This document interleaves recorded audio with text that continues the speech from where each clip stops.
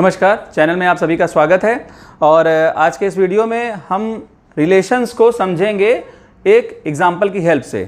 Reflexive relation, symmetric relation, transitive relations और इसके बाद इक्विवेलेंस रिलेशन, इनको प्रूव करना है हमें। और जो इस बार एग्जाम्पल ले रहे हैं हम लोग, ये एक न्यूमेरिकल एग्जाम्पल ना लेकर के हमने जो सेट ले रखा है यहाँ, वो है ह्यूमन बीइंग्स का। जैसा कि आपको पता है कि रिलेशन पर क्वेश्चन जब आपको दिया जाएगा एग्जाम में, तो आपको एक सेट दिया जाता है, कलेक्शन। वो कलेक्शन किसी भी चीज़ का हो सकता है, नंबरों का या फिर किसी और चीज़ का।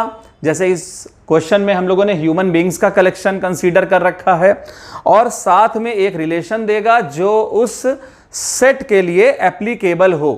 ओके, तो आइए इस क्वेश्चन में देखें कि क्या हमको सेट दे रखा है, सेट ह्यूमन बीइंग का, और रिलेशन क्या है, और चेक करना है उस पर रिफ्लेक्सिव, सिमेट्रिक और ट्रांजिटिव प्रॉपर्टी को। अगर आपने इस वीडियो से पहले, इसके पहले के 2 वीडियो नहीं देखे हैं, पार्ट 1 और पार्ट 2, तो कृपया आप उसको उसी सीक्वेंस में पहले देखें, फिर इस वीडियो पर आए, जिससे कि आपको कॉन्सेप्ट अच्छे से क्लियर हो जाए। तो पहले रिलेशंस पर जो पार्ट 1 पार्ट 2 दिया गया है उसको जरूर देख लें। तो आइए देखें क्वेश्चन को। लिखा हुआ है, late consider the set of human beings. जो सेट दे रखा है वो ह्यूमन बीइंग्स का है, मतलब मनुष्यों का। ठीक, अब कोई पर्टिकुलर ह्यूमन नहीं, सारे ह्यूमन, जितने भी मनुष्य हैं उनका सेट दे रखा है, उनका कलेक्शन।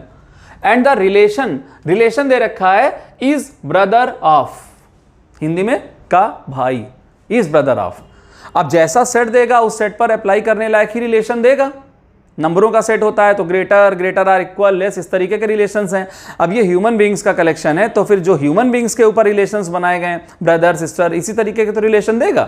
तो आपको रिलेशन दे रखा है इस ब्रदर ऑफ। चेक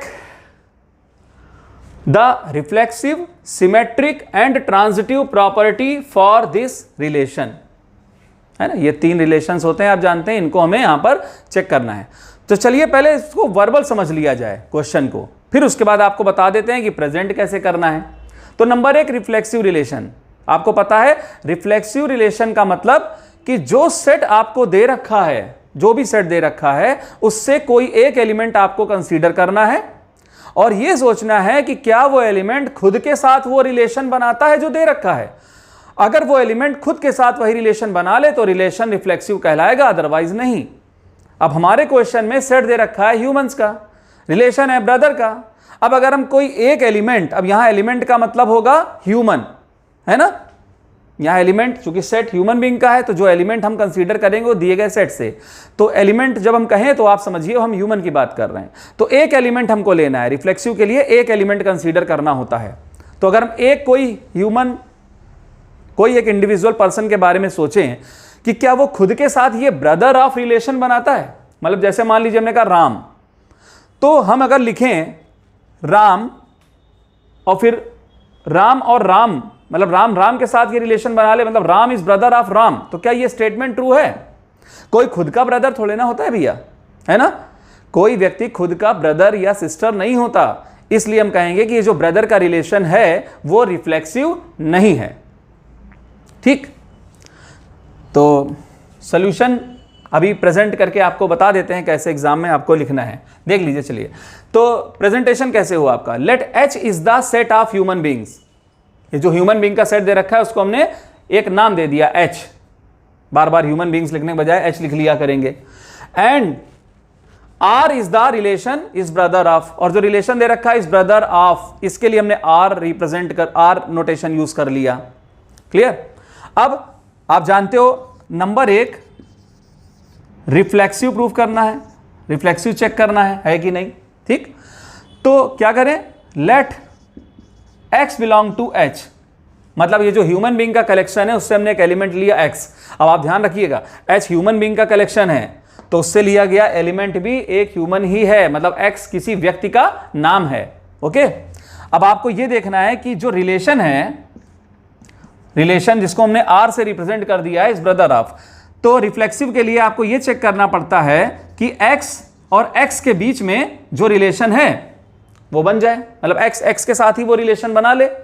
कोई एलिमेंट खुद के साथ अगर रिलेशन बना ले, जो भी रिलेशन दिया गया है, तो रिफ्लेक्सिव हो गया। तो x रिलेशन x और रिलेशन है ब्रदर ऑफ का, ठीक। तो इसका मतलब आप कहना चाहते हो x is brother of x। अगर आप रिलेशन लिख रहे हो x x के बीच में, तो x आपने लिखा, अब r आपने किसको एज्यूम किया है, इज ब्रदर ऑफ, इस स्टेटमेंट को ना, तो r की जगह अगर हम लिखें इज ब्रदर ऑफ, ये हमने r की जगह लिख दिया, और फिर x, तो x और x के बीच में रिलेशन का मतलब हुआ ये स्टेटमेंट इस क्वेश्चन में कि x is brother of x। ये बात सही नहीं है, इज नॉट ट्रू, ये ट्रू नहीं है। देयरफॉर जो भी रिलेशन यहां है r नाम का, यानी ब्रदर ऑफ का relation, is not reflexive.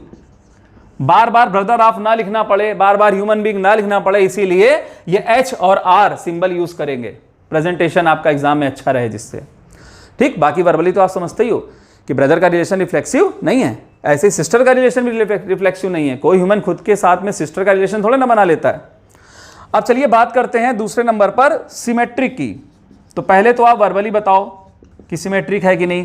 Question को वर्बली समझना भी आना चाहिए, क्योंकि जब एग्जाम आपको कोई ऐसा कॉम्पिटिटिव एग्जाम आप देते हो जो ऑब्जेक्टिव टाइप का है, ज़्यादातर कॉम्पिटिटिव एग्जाम ऑब्जेक्टिव ही होते हैं, ठीक। तो वहाँ पर तो आपको केवल ऐसे ही वर्बली ओरली ऐसे ही चेक कर लो तो आपका टाइम बचता है, ठीक। डिस्क्रिप्टिव के लिए प्रेजेंटेशन होना चाहिए आपके पास। तो सिमेट्रिक आप पहले ऐसे ही बताओ ओरली कि ये जो रिलेशन है ब्रदर ऑफ का, ये सिमेट्रिक है कि नहीं। अब सिमेट्रिक के लिए दो एलिमेंट लिए जाते हैं, पहला एलिमेंट दूसरे के साथ रिलेशन बनाता है, ये एज्यूम कर लिया जाता है, तो दूसरा भी पहले के साथ रिलेशन बनाए, ये चेक करके देखा जाता है ना। अगर पहला एलिमेंट दूसरे के साथ रिलेशन बनाए, तो अगर दूसरा भी पहले के साथ बना ले तो सिमेट्रिक है, अदरवाइज नहीं है। तो यहां मान लीजिए हमने दो एलिमेंट लिए, मतलब दो ह्यूमंस लिए, ठीक। कोई दो ह्यूमन लिए, अननोन फॉर्म में लिए, मान लीजिए ए और बी, ए और बी दो ह्यूमन है, ठीक। अब ए बी के साथ रिलेशन बनाता है ब्रदर का, मतलब A is brother of B, ये हमने मान लिया ट्रू है। तो let A comma B belong to H, A और बी नाम के दो पर्सन, ठीक, हमने ऐसे लिए। लेट ए बी के साथ रिलेशन बनाता है, मतलब आपने ये कह दिया कि A is brother of B, A is brother of B. ध्यान रखिएगा कि सिमेट्रिक में एक पार्ट आपको खुद एज्यूम करना है ना, कि ए बी के साथ रिलेशन बनाता है, ये आपको अपनी तरफ से एज्यूम करना है, प्रूफ ये करना है कि बी भी ए से रिलेशन बनाए। इसी के आधार पर आपको ए बी के साथ रिलेशन बनाता है, ये आप अपनी तरफ से एज्यूम करें, और इसी के आधार पर ये चेक करके देखें क्या बी भी ए के साथ रिलेशन बनाता है। तो अगर ए इज ब्रदर ऑफ बी, ये अगर हम एज्यूम करें, तो चेक ये करना है क्या बी भी ए से रिलेशन बनाता है, मतलब क्या बी इज ब्रदर ऑफ ए, ऐसा लिख सकते हैं। अब कुछ लोग कहेंगे हाँ लिख सकते हैं सर, अगर ए बी का भाई है तो बी भी तो ए का भाई ही होगा, लेकिन लॉजिकली ये आप कुछ मिस कर गए। हम सारे ह्यूमन बींग्स की बात कर रहे हैं, है ना, मेल या फीमेल की नहीं। सारे ह्यूमन बींग्स में मेल भी हैं, फीमेल भी हैं, ठीक। तो जब हम कह रहे हैं A comma B belong to S, तो यहां हमने ए बी का जेंडर नहीं डिसाइड किया कि ए और बी क्या है, मेल हैं कि फीमेल हैं। तो अगर ए और बी दोनों मेल हैं तब तो ठीक, कि A is brother of B तो बी इज ब्रदर ऑफ ए, समझ में आता है। राम अगर श्याम का भाई है, Ram is brother of Shyam, तो हम ये भी कहेंगे Shyam is brother of Ram. लेकिन अगर इनमें एक मेल और एक फीमेल हुआ, मान लीजिए ए जो है वो मिस्टर राम हैं और बी कोई फीमेल है, बी कोई फीमेल है, मान लीजिए उसका नाम है सुमन, ठीक, कोई भी नाम सुमन, तो Ram is brother of Suman, ठीक। तो क्या Suman is also brother of Ram, ऐसा लिख पाओगे आप? नहीं लिख पाओगे, है ना। तो ए अगर बी का भाई है तो बी ए की बहन भी हो सकती है, अगर बी का जेंडर फीमेल हुआ तो, ठीक। अब कोई कंडीशन तब सेटिस्फाइड मानी जाती है मैथमेटिक्स में जब वो 100% सेटिस्फाइड हो। अगर कुछ भी एक्सेप्शन आ गया, है ना, तो फिर आप ओवरऑल कंडीशन पूरे सेट पर सेटिस्फाइड होती है, ऐसा नहीं बोल सकते। क्लियर?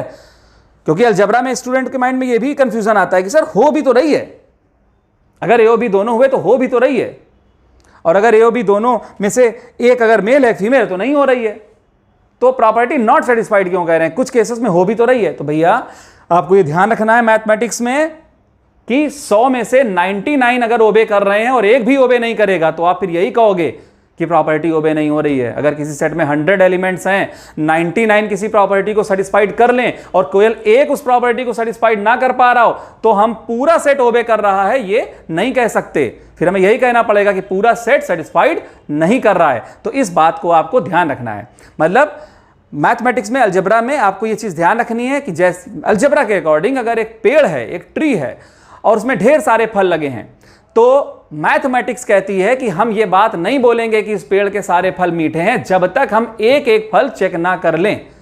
और अगर सारे फल चेक कर लिए और एक दो भी रह गए और उनको चेक नहीं कर पा रहे हैं या वो मीठे नहीं हैं, चेक कर लिया एक दो मीठे नहीं हैं, तो इस पेड़ के सारे फल मीठे हैं ये आप कैसे कह सकते हो, है ना। तो ये जो थ्योरी है ये इस तरीके के कंफ्यूजन को दूर करती है जो अक्सर मैंने देखा है अलजेब्रा में स्टूडेंट्स के पास आता है कि सर हो भी तो रही है तो आप ये नहीं को ही क्यों प्रेफरेंस दे रहे हो।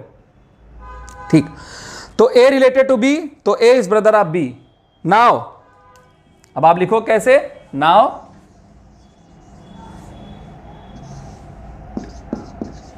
भाई A तो B से रिलेशन बना रहा है। Now if B relation A, अगर B ने A से रिलेशन बना लिया तो इसका मतलब हो जाएगा कि B